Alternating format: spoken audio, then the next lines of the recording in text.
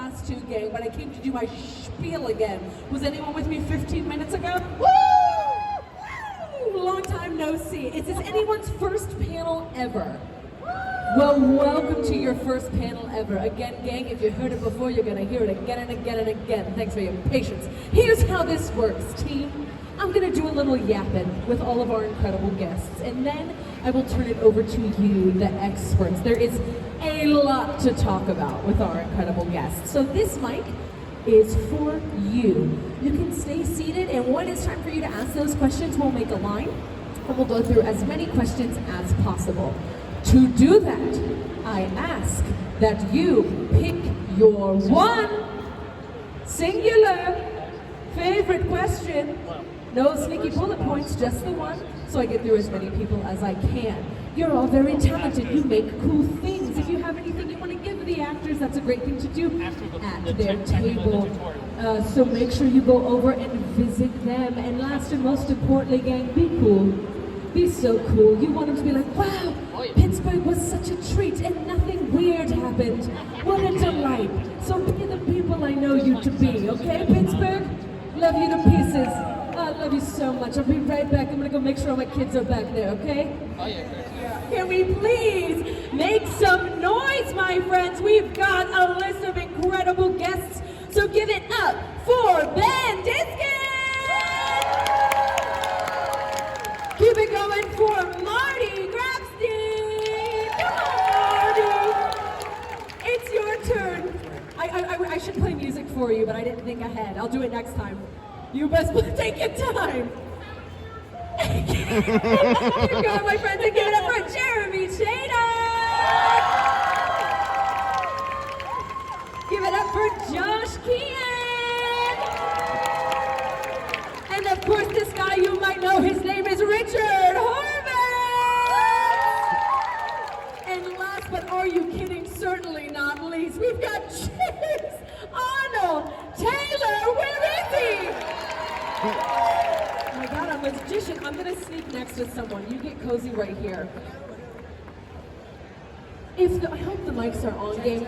Check, check, check. Am I on? Am I on? Oh. Delish. They say sharing is caring, and me and Josh really care of it. Hello, hello, hello, hello, hello. Yeah, hey. We love it. Team, per usual, there's somebody out there that has no idea what's going on. That's me. Yeah, well, we're gonna get there by the end of it, bud, don't you worry. So who are you? What do you do? Hello there. James Arnold Taylor, the voice of Obi-Wan Kenobi. Johnny Test. Let's see. Jedi Master Plo Koon. I've been Leonardo the Ninja Turtle, Ratchet from Ratchet and Clank, Tidus from Final Fantasy. Oh, ha, ha, ha. I gotta do that. And then a bunch of others. And there you go. I am James Arnold Taylor, the voice of Obi-Wan. It's over, Anakin. I've got the high ground. You were like a brother to me. We used to take baths together. It's like copy and paste. Incredible. I'm Richard HORVITZ. I am the voice of Invader Zim, and Billy from the Creepy Adventures of Billy and Mandy, and Alpha 5 from the original Power Rangers, Daggett from the Angry Beavers, and currently Moxie on Hell of a Boss. Hello, I'm Jeremy SHADA. I play Finn from Adventure Time. Lance and Voltron right next to good old Space Dad here. And some other stuff and things too. Get some Julie the Phantom's fans out there somewhere. Yeah. Okay, I'm not going to give you my whole resume. That seems self-serving. So Thank you. Good choices. Hey, I'm Josh Keaton. I'm the voice of the Spectacular Spider-Man. Shiro from Voltron. Got to work with this handsome devil here. Let's see, Green Lantern from the Green Lantern animated series, Young Hercules in the Disney movie, Iron Man and Rivals, and a bunch of other stuff. Yeah, so I will pass it on down to Marty Grabstein, the voice of Courage the Cowardly Dog, and a whole bunch of other independent films, appearances on national television, stage, comedy, that none of you can quote at all. but it doesn't matter because I'm here for you.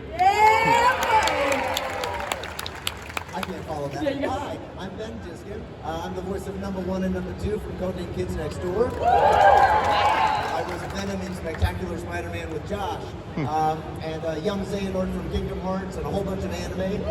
Good to be here, guys. We love it. Gang, you've done everything, and I think it's spectacular. But I would like to know, of everything that you have done, the lists and lists of things, what are you most particularly proud of? I don't know if it's like a particular moment in something, a show as a whole, a moment in the career. What are you like, man, I'm never gonna forget about that. I love that. God dang it. Okay. There is a show that I worked on called Erased. It is a 12-episode long anime, and I feel like it's some of my best work. But it's such a niche show that I think a lot of people haven't gotten a chance to see it yet. I would highly recommend it. It's just it's a very grounded, very cinematic performance that I don't normally get to do because usually I scream at the top of my lungs for a living. Actually, the thing I'm most proud of, I did in regional theater when I played the role of Teddy in the play When You're Coming Back, Red Rider. Basically, I've always was cast in this cheery, upbeat, comedic, Jewish, New Yorkie, it's Italian kind of thing.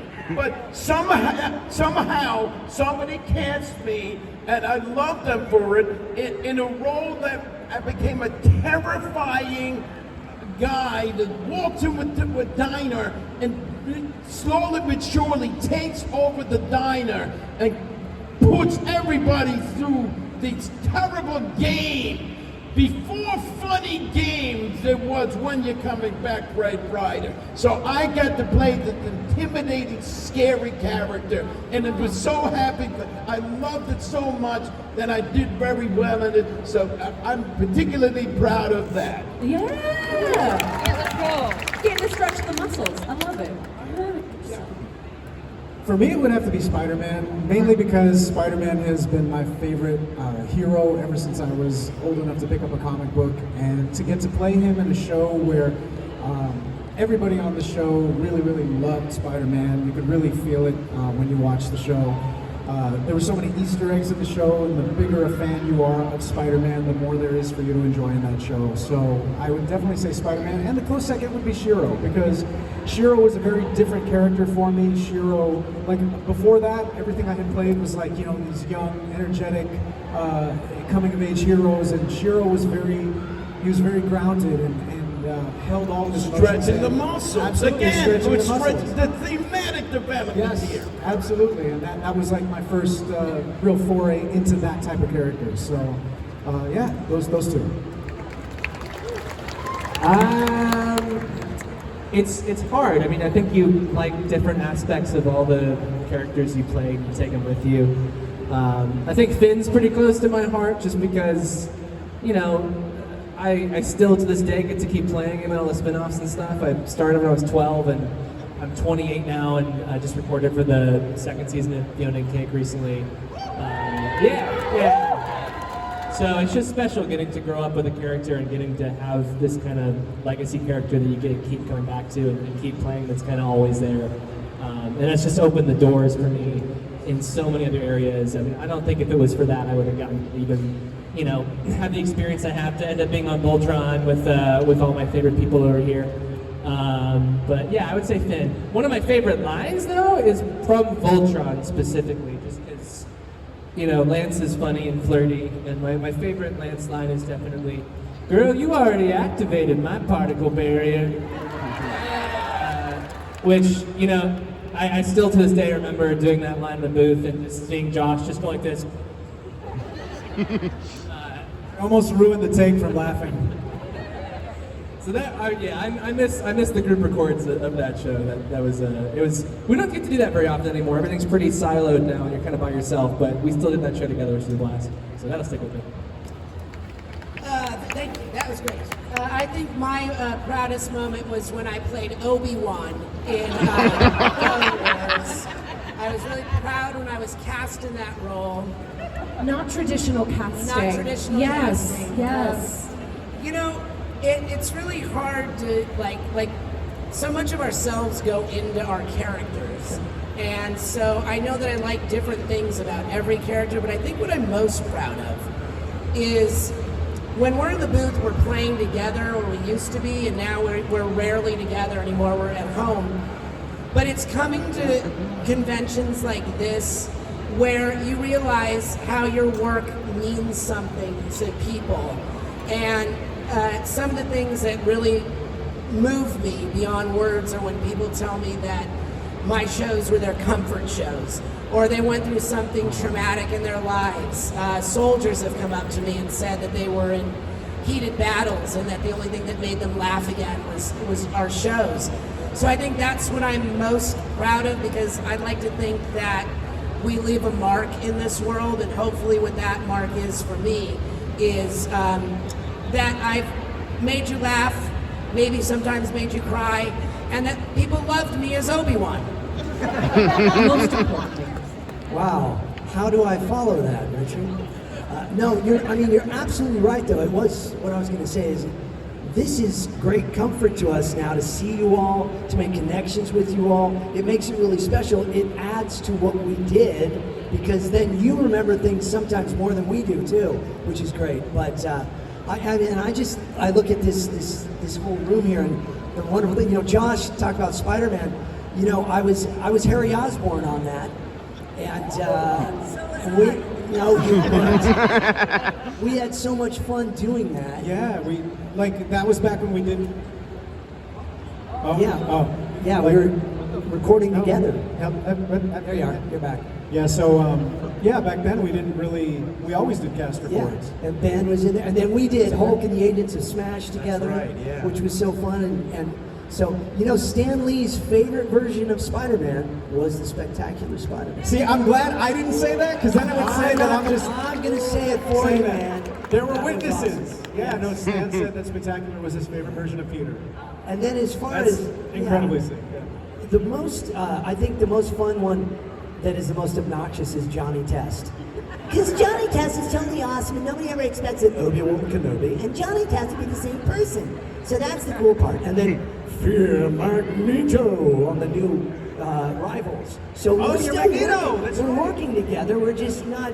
We have no idea. So Can I just say something? Can I just say something? I really need to come clean about this. I was lying about that play I did. And I wasn't lying that I did it, but I'm proud, #1 of Courage the Cowardly Dog. Come on, right? And I'm also proud of my performance as Obi-Wan as well. Where to land the pitch? I was hoping that's where that was going.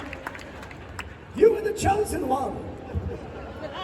And apparently everybody else was. Yeah, you remember that song? Remember We that got time I Obi-1, was- Obi-2, Obi-3, Obi-4. And I was Spider-Man. You were a fantastic Spider-Man. Thanks. raped It was me. only because I could actually shoot webs. Yes. Like, there's very rare. We won't say people from that- where. Yeah. Yeah, exactly. Spider-Man on Richard. It's true. This next little bit is something that I stole from a fan in a city that I was in. So shout out to the person that came up with this question, because I didn't. It's a good one. Of all these characters we are talking about that you have done, if you had an angel and a devil on your shoulder, from the characters that you have played, who would they be? Who's the angel and who's the devil? Your guiding light. Choose wisely. Richard, go ahead. You're welcome. The angel is Billy. And the devil, well, would probably be Moxie, because he's an imp. So that's an easy one for me. That's easy. Oh, and Obi-Wan would be also.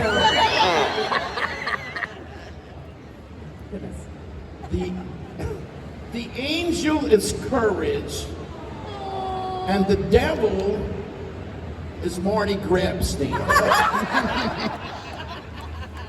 I hope that's true for somebody else. Like, who's the devil on your shoulder? How about you, Marty Ben? Grabs. Okay. Okay, the angel would probably be number 1 from Kids Next Door. And the devil would be Black Doom from Shadow Generations, because he is literally the devil from the Bible. That is actually one of the things that Ben and I got to do was we did a crossover show with Billy and codename The Grim Adventures of the Codename Kids Next Door. Yeah. And he had to play me and I had to play him. Yes.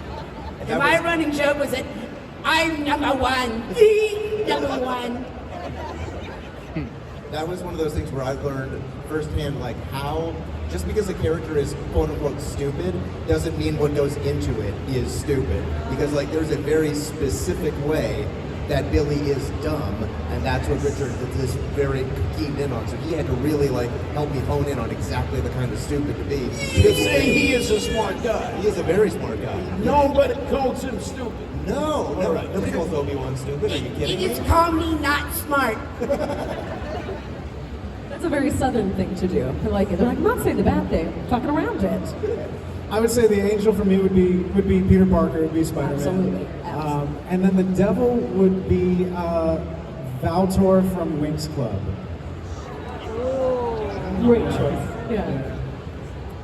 I don't really have any devil characters. I just only ever play good guys. We'll put so, a pin in it. Great. You know, yeah, like Obi-Wan, exactly. Yes. Hey, your devil is also Marty Grabstein. Right. Yeah. Yeah. Well, that's There it true. is. Yeah, There I it definitely know what I played. So. If you need it, take it, baby. There you go.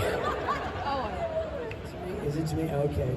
Well, I already kind of said him. I guess it would be, the angel would be Obi-Wan, and the devil would be Johnny Test. But yeah. Honestly, you're set up for success there. I really think so. I didn't get to play a lot of bad guys until later on in my career. And then people got to know me and they went, I've been "Why are you close. doing There's a couple ones that I got close to doing, and I was like, oh man, it's just you have so much that?" fun. You just wait. Yeah. There'll be plenty of bad guys. Perfect.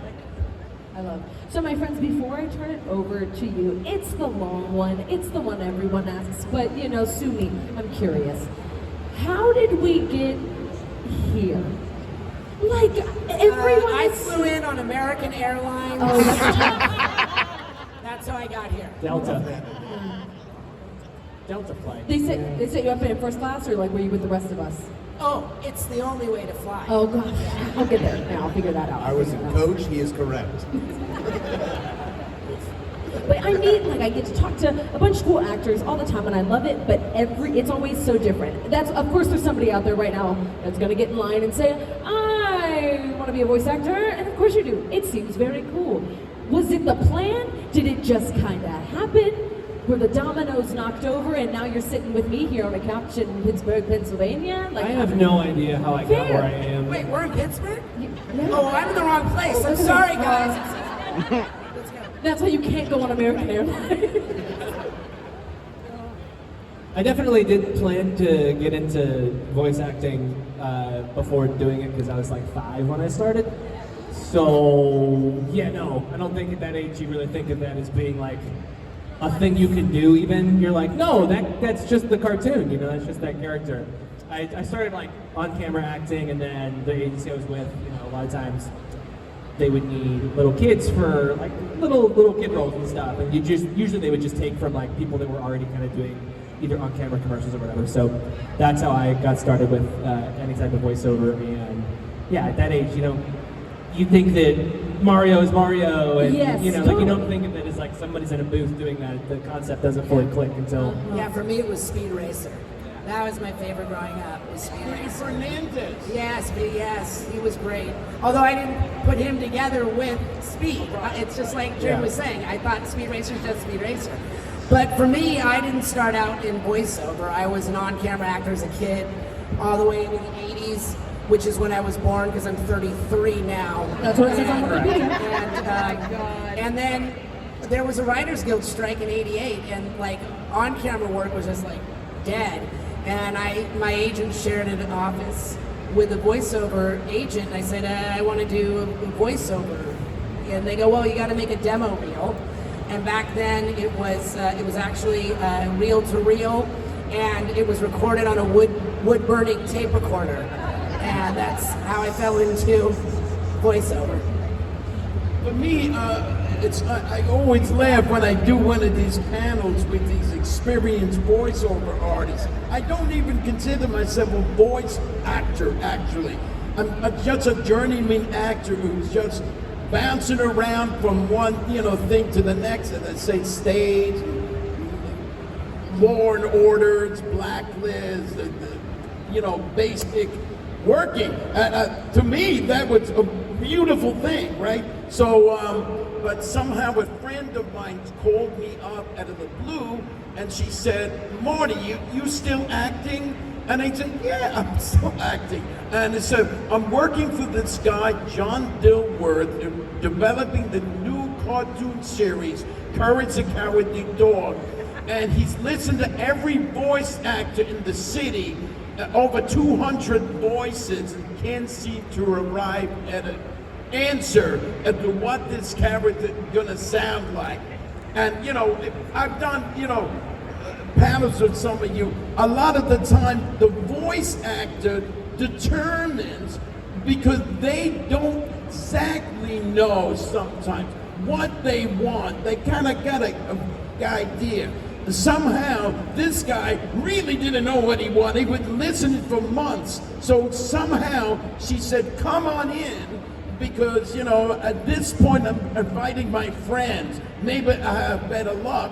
And it's a funny thing, because usually going into these auditions, one would be kind of scared. I've never done a voice over an animated show in my life, and I never auditioning for the lead character. So it's a really amazing thing. Somehow, I was not nervous at all, because somehow I was thinking, this guy gotta be desperate to be, at this point he's desperate to find somebody to stop the bleeding. So I went in totally relaxed, which is the way we should go in, right? But most of the time, I'm basically hiding.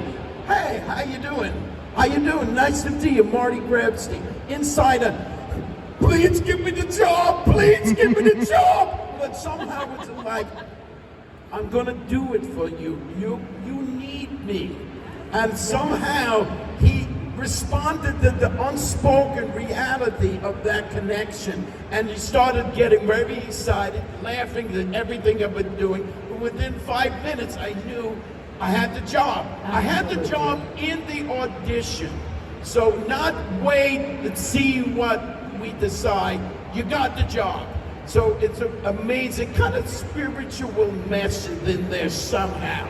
And I know everybody agrees with me. That is so crazy to hear that that's how that worked out, because I cannot imagine a different voice coming out of Courage.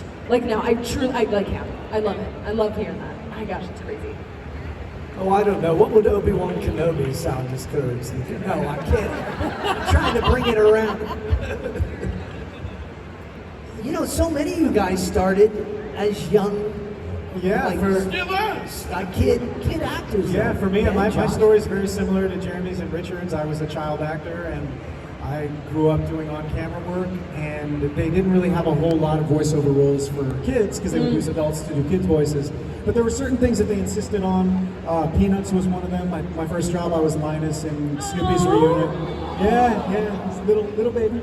And similarly, there was a writer's strike in like 2005-ish, early 2000s, and a lot of on-camera work dried up. Before that, I was in a boy band. I kind of bounced around and did stuff. Oh, of course you were. Yeah. Yeah. In the 90s. Yeah. I had a good time. It was fun. But yeah, the writer's strike really decimated a lot of work for just regular working actors. But that was around the time where I started booking a lot of voiceover roles. I booked Spider-Man around that time, and the ball just started rolling. And so then I look back and I haven't really done a lot on camera. But incidentally, now that we're not doing in-person records, and I don't get to act opposite other people anymore, I'm probably going to go back to on camera, because I really need to scratch that itch. I was in a boy band. I have all your CDs. Obi-Wan Direction. In the pocket, yeah. Yeah, that was really good. Dang it. Very good. You just come up with that? Yeah, right there, right on the side. My friends, I'd love to start inviting you to make that line for me. We'll get through a couple questions, as many as we can. Would it be maybe? Yeah, amongst each other. I would swap characters with him to play Shiro just because I would get to say the one line I never got to say in the show, which is "Form Voltron!" But that's my only reason for it.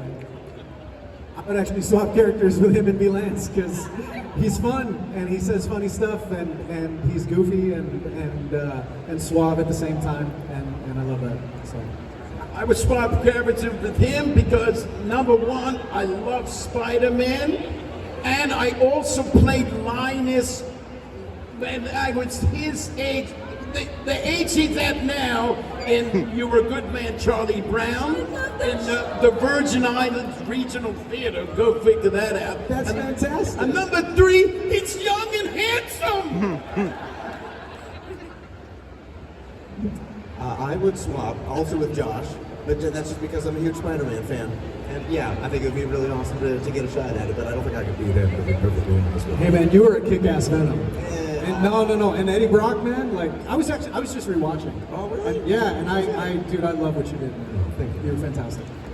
I would swap with Ben as number one because I'd like to do a character where I get to yell. You don't get to do that too I often. never get to yell. You know, someday. Someday. That would be So true. Actually, funny enough, Josh and I have switched. So there was a video game called Spider-Man Friend or Foe, and I played Spider-Man, and Josh played Harry Osborn. And then a couple years later, you're Spider-Man and I'm Harry Osborn. So that was very cool. So yeah, and you were fantastic. I remember when we did the first ones, and Ben opened his mouth, and nobody expected that because you've been acting since you were very young as well. Yeah. And then he comes in and just does these just big monstrous voices, and they're like, "Whoa!" And it was awesome. So Yeah, and you had to double your voice for that because you were doing like the big creature and like the high pitched thing. And Yeah, that was layered a- them that was over. a Like rough that one. was really cool though. It sounded amazing. Thank you. That sounded spectacular. Tens, I love it. Thank you, my friend. Hello. Goodness, I would love to preface with you are all so influential and amazing to not only my own but everybody here's childhoods. My question is directly for Jeremy though. I thought it would be. Would you? Did you? Yeah, I Figure. Yeah. Okay. Well, my question is, with being so influential in so many people's childhoods, how does that translate into being a new parent? I don't know if a lot of things can prepare you for being a new parent. It's kind of its own journey and adventure. Everything that's prepared me for that has just been all the amazing people that have poured into me over the years. My family, obviously, close friends, having siblings that have kids beforehand. But I love it. It's so special. It is wild to me. I was 12 when I started doing Adventure Time, and now I have a 1-year-old son. And so it was really cool. Earlier this year, John, that plays Jake, got to meet KEATON for the first time. It was so sweet. It was such a just wild full circle thing that you start working on a show together, and then you realize that you're in somebody's life for such a long time. And John's always been like this great, fun, crazy uncle. So to kind of get to see him mooching and hugging on my little guy was just super duper sweet. I guess they're doing, this is kind of offhand, I guess they're doing like a Adventure Time spinoff that's like most of the main adult cast are back in it, but they're like doing it as like a prequel to the original show, and Finn's gonna be like younger, like I was told 10 or somewhere in there. And I guess they assumed I can't hit that register anymore, so someone else is gonna be playing Finn in that. And I was like, dang it, if I had my son earlier, he could have taken over.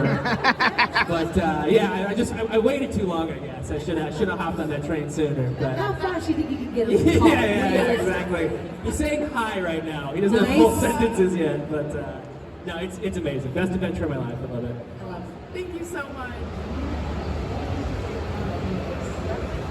I'd like to thank cosplay. Favorite part, which I guess could apply to everybody here. I was going to say, I'm opening it up to everybody. Good last question. I think that, you get the opportunity to do some pretty wild stuff that you don't always get to do on camera because animation has limitless possibilities in terms of, I mean, there's budget, but you can go fly through space in a robot lion and you know, have these massive battles and all these things, and you know, really your imagination is the only thing that's going to cap what you're able to do, and so it's very, very fun. That's probably my favorite part, you know, and it's very casual when you're recording in the booth. You know, you don't feel afraid to go too far or have a bad take. If you have a bad take, whatever, you just do another one, and it's just so creative, you know. And I love getting to do an A, B, and C on a line, which, you know, you have a line and you'll do just 3 takes of it 3 different ways, and you'll kind of be doing it, and as you watch the directors or storyboarders, whoever's kind of running the section, to see like in real time, you can tell like which take they liked and which one they choose, and they get like that little reaction to it, and you're like, oh, I hit on something fun there. It's just such a blast, and I don't think you get to embody things the same way in other mediums. Yeah, I don't get to do the stretchy talking dog. Usually in on-camera stuff, it's pretty expensive CGI. so yeah, that's probably my favorite part. Hey man, that was a beautiful testament to voiceover. Thank you for that. That was fantastic. Thank you for your question, my friend. Can we give it up one more time, my friends, for all of our incredible guests? Thank you. Y'all made that so easy. Are you headed back to your tables? Are you having a break? Go back to the tables. And if you've got more of those excellent questions, my friend, go to the table.